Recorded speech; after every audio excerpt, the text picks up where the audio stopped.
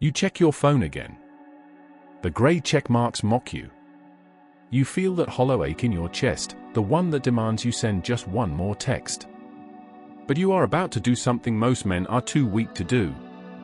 You are about to become a ghost. By the time we finish this journey, I promise you 3 things. First, you will learn the law of the empty space, and why a person only realizes the value of air when they start to suffocate. Second, you will understand the collapse of the prediction, the moment she realizes she has lost her psychological remote control over your life.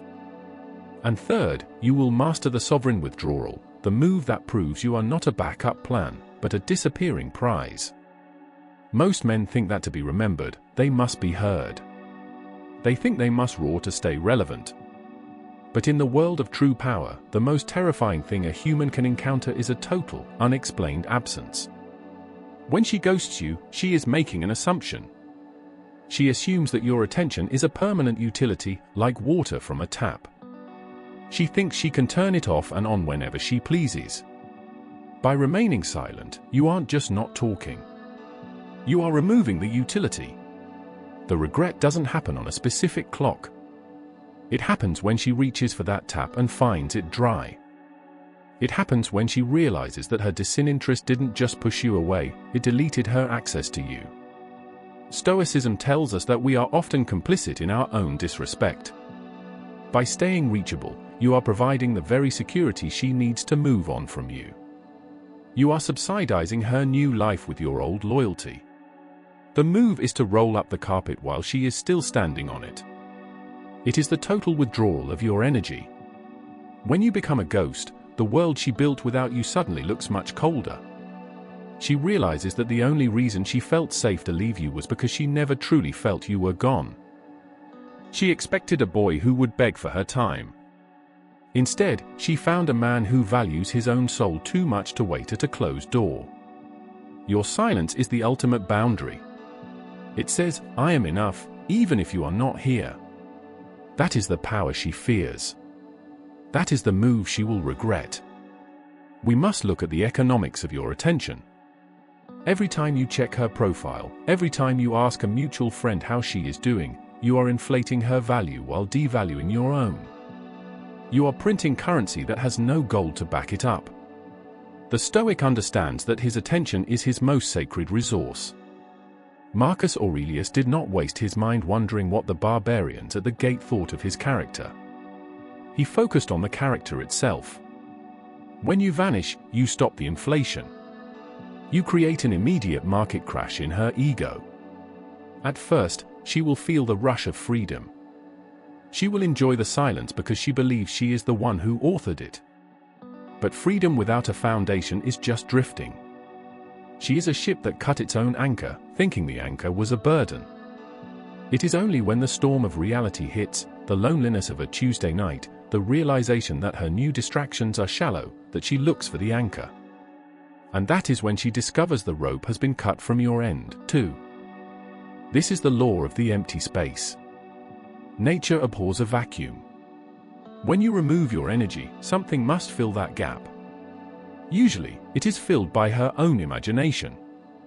Without your texts to tell her how much you miss her, she is forced to imagine what you are doing. Are you with someone else? Are you finally becoming the man you said you would be? Are you even thinking of her at all? By saying nothing, you become a giant in her mind. Your silence is a canvas, and her regret is the paint. The sovereign withdrawal is not about being petty. It is about being finished. There is a profound difference between the two. A man who is petty is still looking for a reaction. He is silent because he wants to be missed. But the Stoic is silent because he has realized that there is no more profit in the conversation. He has looked at the ledger of the relationship and seen that the debt is too high. He isn't closing the door to hurt her, he is closing the door because he has a kingdom to run, and the door was letting in a draft. Imagine a mountain. Does the mountain care if a traveler decides to take a different path? Does the mountain crumble because someone decided not to climb its peaks? No. The mountain remains. It is fixed. It is grounded. It is enough in its own existence. You must become the mountain. When she walked away, she didn't take your height. She didn't take your strength. She only took her eyes off of you. Your job now is to build a life that is so vibrant and so heavy with purpose that you literally do not have the bandwidth to monitor her existence. You are not ghosting as a strategy, you are becoming a ghost because you have moved to a higher plane of existence. You are working on your body, your bank account, and your brotherhood. You are becoming the version of yourself that she never had the discipline to stand beside. Eventually, the signal will come. The breadcrumb. The text that says thinking of you, or the accidental like on an old photo. These are not signs of love. They are probes. She is checking to see if the tap is still working. She is testing the ghost to see if it is still a man who can be summoned with a thumb swipe. A weak man sees the breadcrumb and thinks it is a feast. He replies instantly, and in that moment, the ghost is dead. The mystery is gone. The tap is back on, and she can go back to her life knowing that you are still her safety net. But the Stoic man recognizes the probe for what it is, an external indifferent. He does not assent to the impression that a text message equals a change in her soul. He realizes that a woman who was willing to lose him once is a woman who will be willing to lose him again. The most powerful response to a breadcrumb is no response at all. Or, if the situation requires it, a polite, cold, and detached reply that offers no emotional hook. You confirm her greatest fear, that the man she replaced has been replaced by a version of himself that she no longer recognizes. You are no longer the man she can manipulate with a smile or a memory. You have moved into the citadel of your own mind.